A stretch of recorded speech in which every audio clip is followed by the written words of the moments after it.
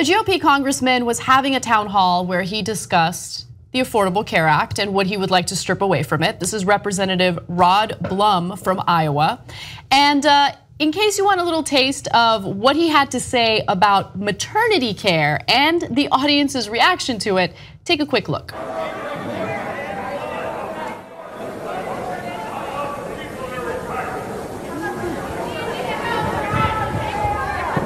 Such as a 62-year-old male having to have pregnancy insurance.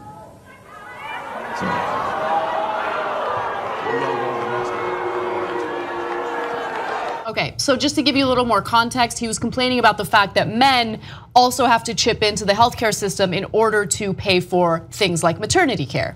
And I love the way the constituents there reacted to it, because on the surface, for someone who doesn't understand the nuance of healthcare, yeah, it sounds outrageous. Why would I have to pay for maternity care if I'm a dude? But the healthcare system doesn't just let you pick and choose specific things that you want to pay for yourself. It's paying into a system that makes healthcare a little more affordable for everyone, right? So, well, Republicans are both, indifferent to your problems. Like, if it doesn't affect me, I'm a dude.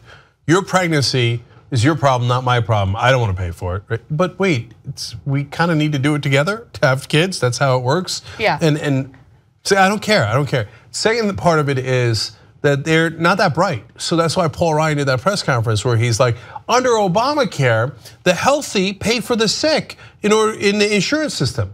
Yeah, that's how all of insurance works. So if you didn't have the healthy go into the insurance system, then the sick couldn't afford it. You pay throughout your life, and hopefully for a lot of it, you're healthy, and then you get it when you need it. Oh. But they're so stupid, they don't understand that. No, what's also amazing is new data indicates that the life expectancy for people living in Kentucky is at an all-time low, okay? In modern times, obviously. And look, part of the reason why is because there's an opioid epidemic there as well. There's the factor of an unhealthy lifestyle for some. I don't want to make a generalization, but there are a bunch of factors playing into that. Okay, the healthcare system, again, I'm a healthy young person living in California, right? Why do I have to pay for people who live an unhealthy lifestyle? It's not fair to me, but that's not the way it works. You don't get to pick and choose. You know what I'm saying? Anyway, it's totally unfair that I have to pay for cancer patients. Yeah. I don't have cancer. Why am I paying for these cancer patients when I don't have cancer yet? That's not how insurance works. Okay. So there is an upside to this story, and the upside is a woman who goes by the name Barbara Rank, and she wrote a letter to her local paper in response to this, right? So here's what the 63-year-old had to say about it. Why should I pay for a bridge I don't cross, or sidewalk I don't walk on, a library book I don't read? Why should I pay for a flower I won't smell, a park I don't visit, or art I can't appreciate? Why should I pay the salaries of politicians I didn't vote for, a tax cut that doesn't affect me, or a loophole that I can't take advantage of? And so that got a lot of positive reaction. And I think she makes such a good point, right? That's the way the system works. There are so many things that we pay for that we don't benefit from, right? But the reason why we pay for it and our tax money goes toward it is because we're supposed to live in a civil society. We're supposed to take care of one another. I know it's like a weird thought because everything is so individualistic right now, but we're supposed to be a community. That's what patriotism is supposed to be about. And it's not just to help others. You can't build certain things unless you work together, unless you pool your money together.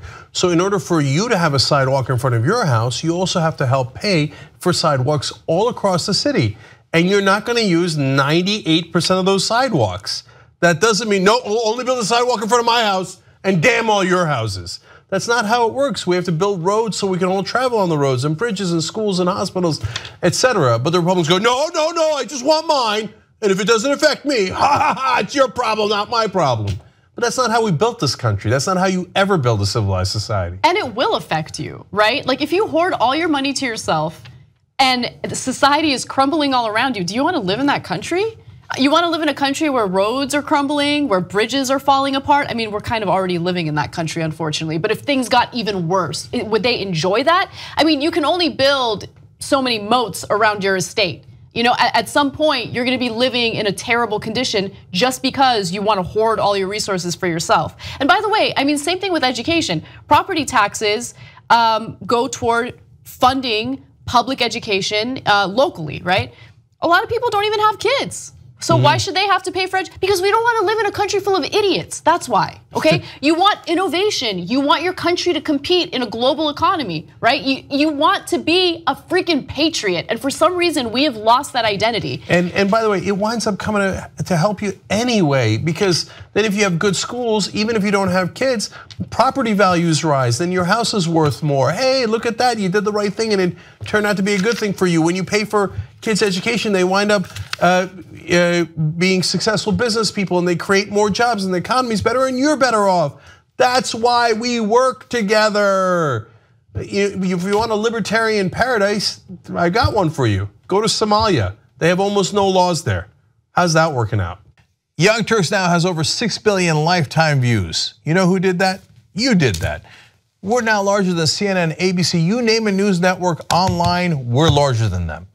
And you built all that as everyone scoffed and didn't believe. And here we are, guys, thanks to you. Build independent media together with us at tytnetwork.com/join.